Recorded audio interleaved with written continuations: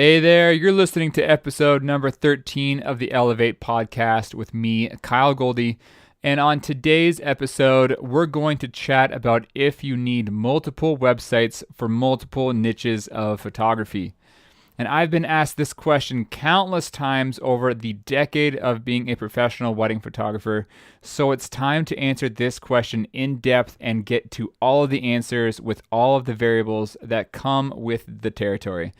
So if you're a photographer who photographs multiple niches of photography, this episode is definitely for you.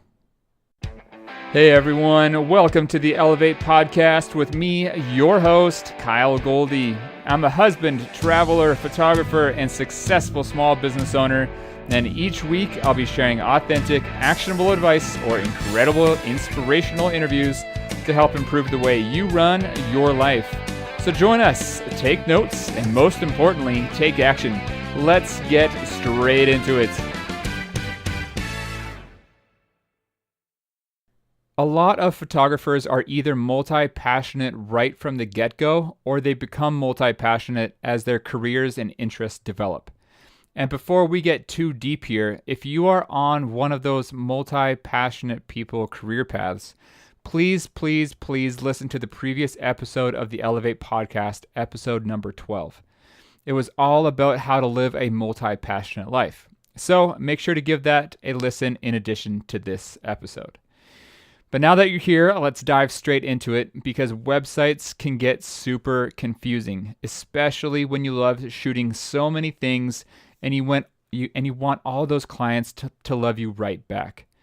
So the path of figuring out what to do can certainly feel super confusing. It can even feel like a bottomless pit of money, energy, time, and resources as you try to navigate it all by yourself. But you know what? You're not alone. You're here listening to this podcast episode, and as always, I want to try to give you the best possible free education that is available on the market. So if you're like me and you want to shoot all the things, let's just chat about it.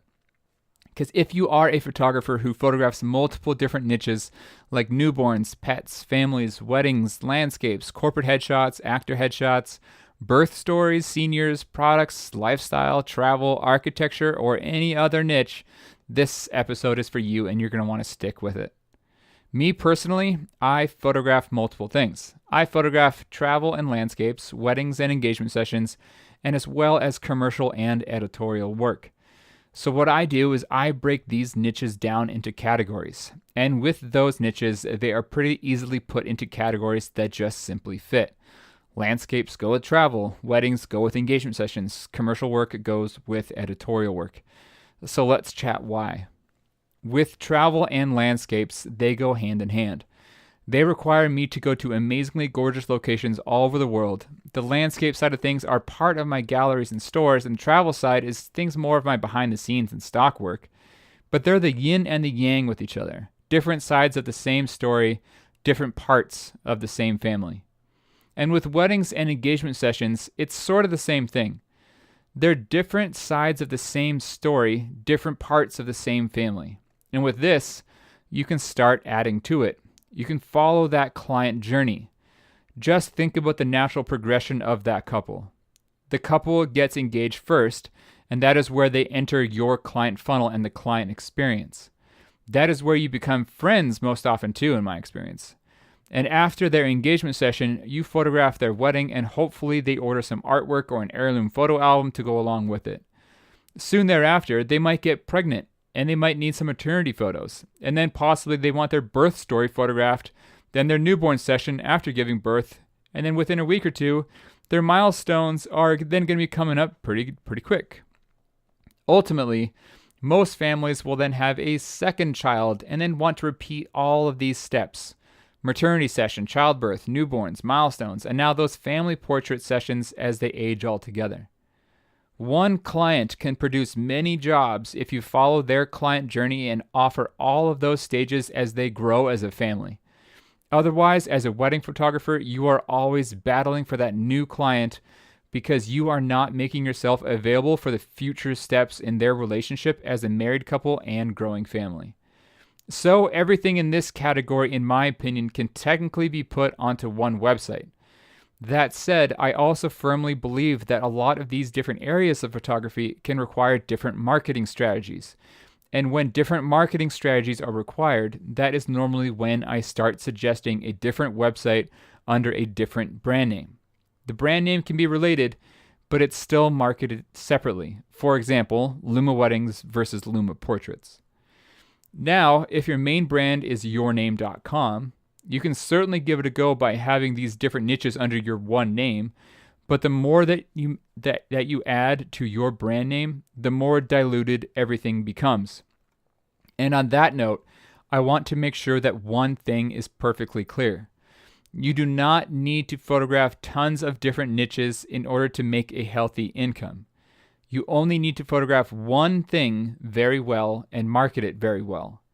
And that is where I recommend that you start with one thing. Master that one thing. Crush it with that one thing, and then expand to other things. And if you are debating which thing to start with the thing that will be the most profitable in the short term, and then use that money to reinvest into your education, your training, your practice, and your growth. Then expand after you have mastered both the technical aspect to that one thing, as well as the business side of things, including all of that systemization and automation that I talked about in episode number 12. That said, this podcast episode is for the multi-passionate photographer who feels that they must absolutely photograph multiple things. And that's totally okay, because I do the same thing, and I intend on sharing why I do and how I manage it all simultaneously. Because when it comes to your photography business, perception is everything. And as I commonly say, the photography industry as a whole is more and more saturated every single day. At least it can certainly feel that way. Every day there's a new person popping up on Instagram saying that they're a photographer and they are posting some truly beautiful work.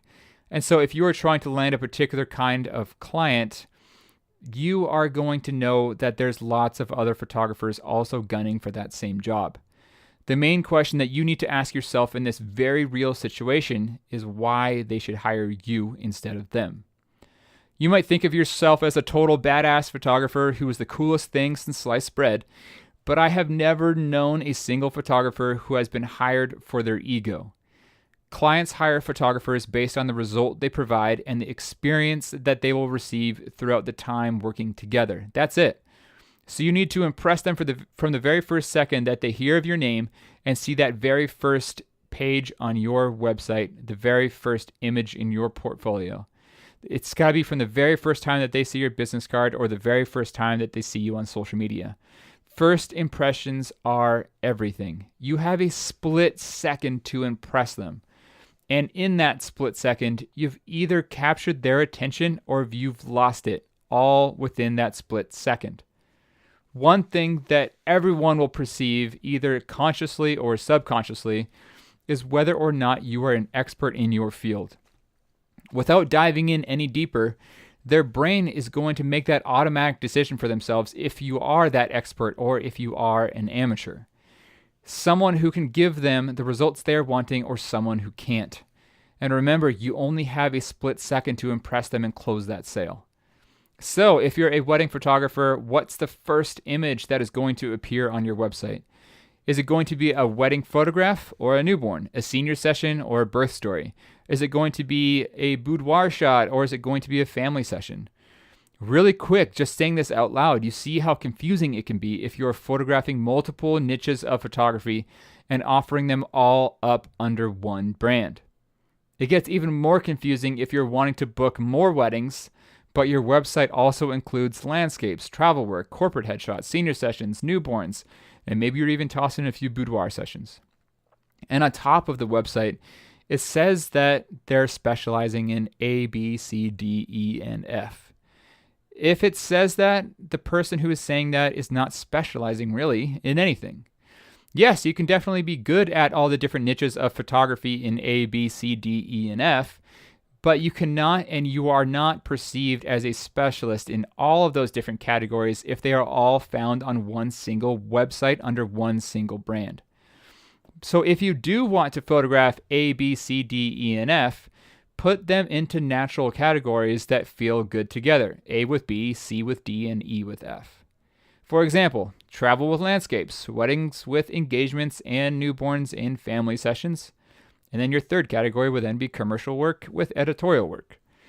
And once you found your category buckets, you now know how to divide up showcasing that work on Pinterest, Instagram, Facebook, and your websites.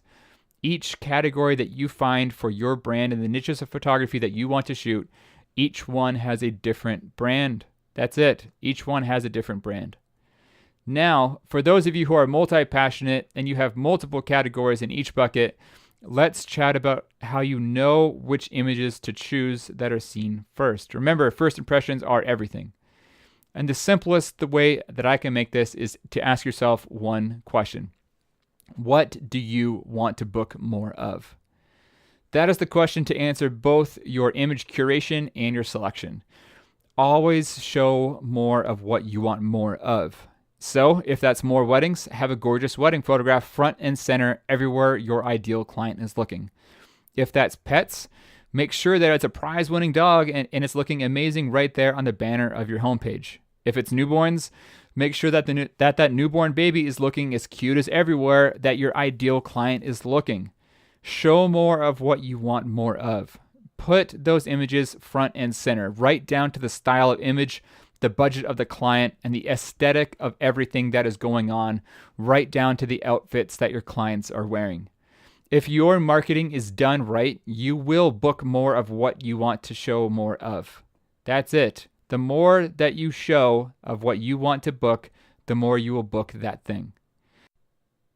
If you found this episode super helpful, and if it gave you some really clear insight to answer your question, if you need multiple websites for multiple niches of photography that you want to shoot, please subscribe, rate, and review. And if you absolutely loved it, please share this episode to your social media and tag me at Kyle Goldie.